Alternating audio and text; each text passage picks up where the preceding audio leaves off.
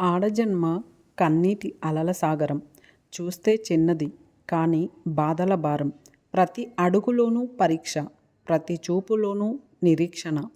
ఆశల రెక్కలు కాలి గుండెల్లో మూగవేదన. ఆ కన్నీళ్లలో ఉన్నది పిరికితనం కాదు.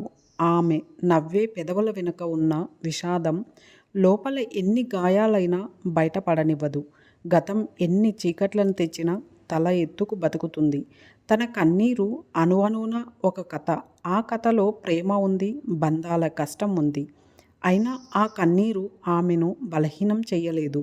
అది ఆమెలోని ఆత్మగౌరవాన్ని పోషించింది.